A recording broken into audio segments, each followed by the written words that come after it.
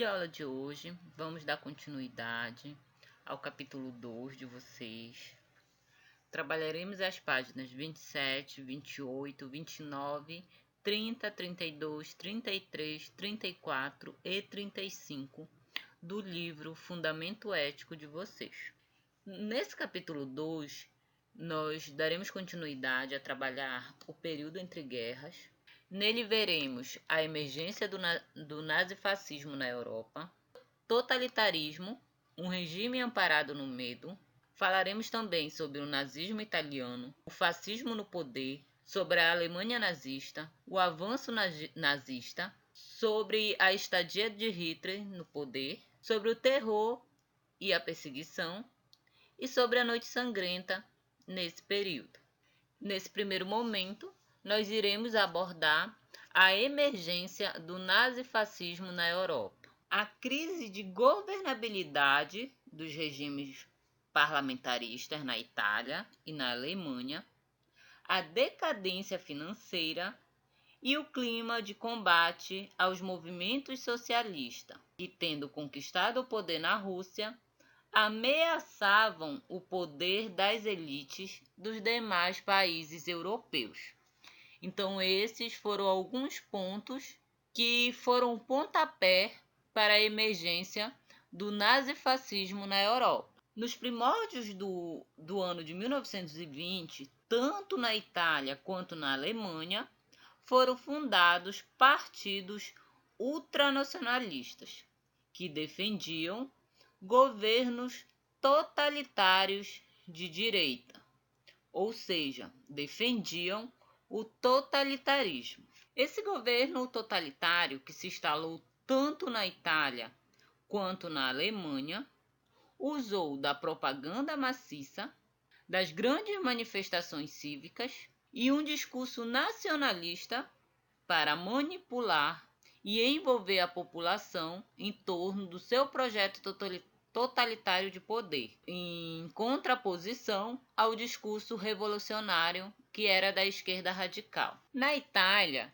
levando em consideração toda a crise financeira que se espalhou em todo o território e considerando também que o governo era incapaz de estabelecer a ordem, os grandes empresários resolveram patrocinar as ações da organização paramilitar Fasciste Combattimento, fundada e dirigida por um antigo membro do Partido Socialista chamado Benedetto Mussolini. Em meio a isso, inspirados nos exércitos da República Romana da Antiguidade, os esquadrões fascistas tinham uma rígida disciplina e acabaram atraindo jovens dos mais diversos estratos sociais, além de pessoas que estavam desempregadas, homens sem profissão definida e até mesmo pessoas que viviam à margem da sociedade organizada. Com essa grande gama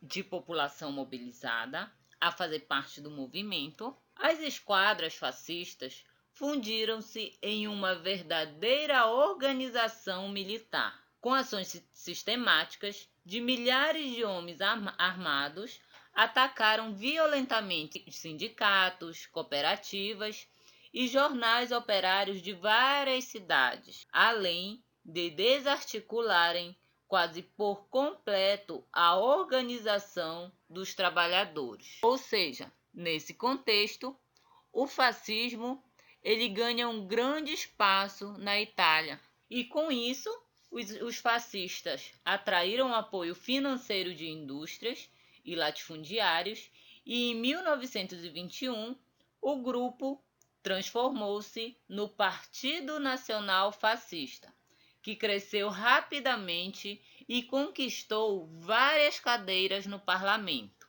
instalando-se assim o fascismo no poder. Com o fascismo no poder e com o controle do governo, Mussolini, que era o representante do fascismo, desencadeou uma violenta perseguição a todos os que tentavam se opor a ele.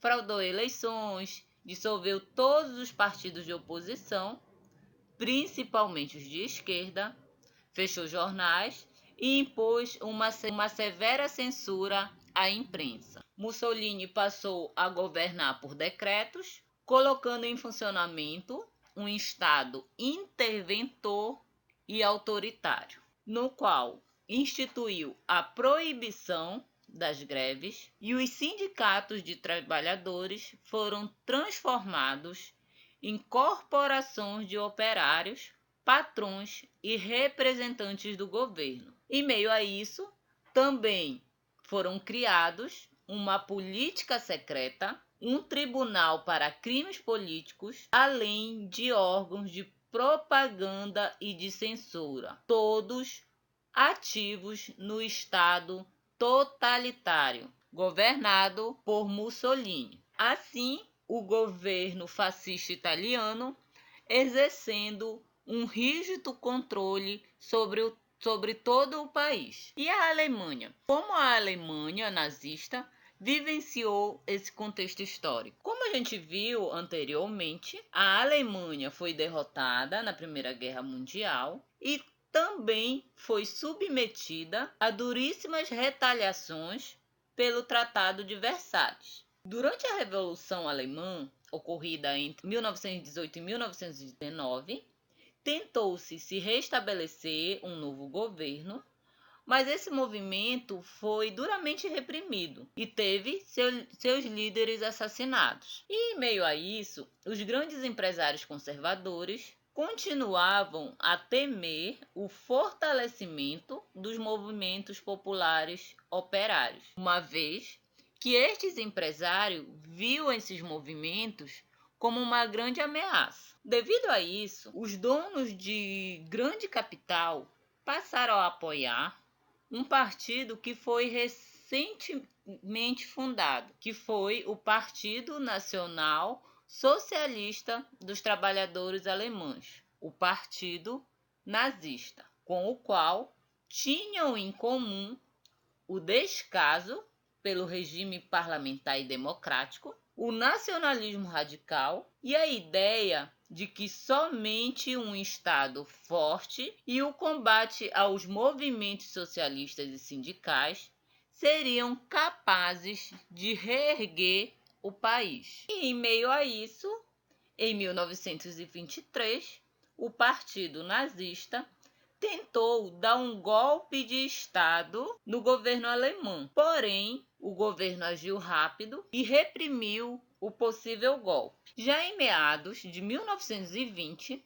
a situação econômica interna da Alemanha passa a melhorar, com empréstimos dos Estados Unidos, as dívidas de guerra foram amortizadas e a economia começou a se estabilizar. Com isso, as pregações dos nazistas não conseguiram despertar grande interesse. Contudo, em meio a isso, Hitler não desistia dos planos de instalar na Alemanha o Partido Nazista, assim como Mussolini instalou na Itália. Hitler organizou milícias paramilitares para intimidar seus opositores e promoveu desfiles e eventos diversos, nos quais usavam seu grande poder de oratória para convencer as pessoas de seus planos. Com a Grande Depressão, em 1929, a Alemanha meio que interrompeu a sua recuperação econômica. E, em meio a isso, a pressão social aumentou sobre seu governo. E essas circunstâncias favoreceram o crescimento de Hitler e de seu partido nazista, que tinha como apoiadores e financiadores os grandes empresários e banqueiros. Em 1932, os nazistas obtiveram 13,5 milhões de votos e Hitler exigiu o cargo de primeiro-ministro. Assim, Hitler fortaleceu sua posição até conseguir poderes de ditador, transformando assim o Partido Nazista em um partido único e colocando os demais partidos como ilegais. Hitler desconsiderou em meio a isso, a Constituição que regia a Alemanha e aprovou em 1933 uma lei que permitia a ele criar novas leis que violassem a própria Constituição. Em agosto de 1934, com a morte do presidente Hindenburg, Hitler acumulou cargos, criou um tribunal para crimes políticos, fundou a Gestapo, que era uma espécie de polícia secreta, e organizou campos de concentração para internar todos aqueles que fossem considerados inimigos do seu regime, do regime nazista, assim instalando-se um violento regime totalitário. Em meio a isso, a Alemanha ela passa a viver verdadeiros tempos de terror e perseguição, sobretudo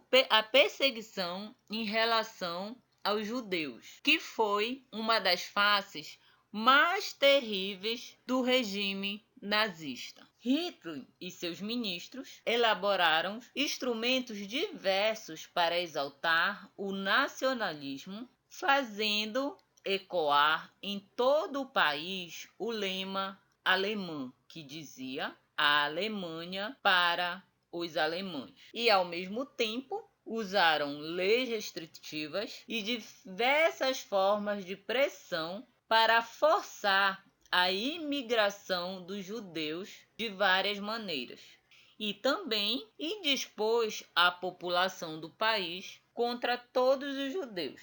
Um dos grandes marcos da perseguição nazista aos judeus foram as leis de Nuremberg, que foi um conjunto de leis promulgada entre setembro e novembro de 1935, que retiraram dos judeus o direito à cidadania alemã e a qualquer direito civil. Ou seja, os judeus não possuíam mais qualquer direito. Eles não poderiam mais votar, não poderiam exercer cargos públicos e ainda estavam proibidos de casar-se com pessoas de origem ariana. Com o passar do tempo, essas perseguições e restrições em relação aos judeus só aumentavam. Em outubro de 1938, mais de 20 mil judeus de origem polonesa que viviam na Alemanha foram deportados para a fronteira da Polônia, onde foram amontoados em estábulos, sem alimentos ou sem assistência, o que resultou na morte de vários judeus. O governo da Polônia também se recusou a conhecer a cidadania dos judeus, o que acabou os tornando apátrida, ou seja, sem pátria.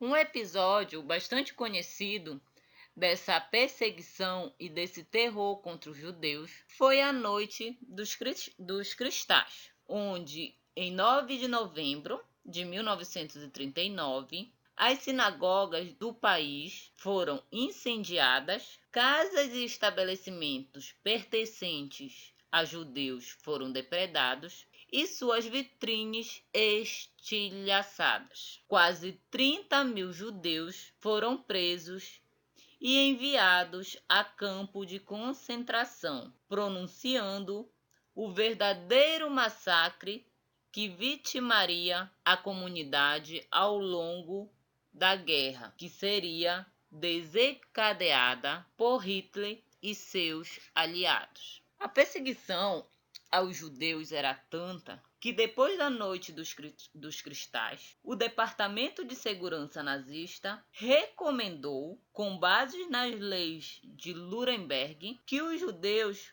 fossem identificados por um distintivo, que é o distintivo dessa imagem que a gente observa ao lado, que era uma estrela de Davi em tecido amarelo com a palavra judeu, ou seja, seria um modo de identificar quem eram os judeus. E o uso dessa estrela foi obrigatório e foi controlado pela Gestapo e entrou em vigor em 1941, tornando-se um símbolo do Holocausto Judeu, que foi o assassinato em massa de cerca de 6 milhões de judeus durante a Segunda Guerra Mundial. Bom, com isso, a gente finaliza a unidade 2 de vocês e eu deixo as atividades das páginas 27, 31, 36 e 37 do livro de vocês. Então é isso, pessoal. Resolva as atividades e envie para o e-mail, tá ok? Até a próxima. Fiquem com Deus.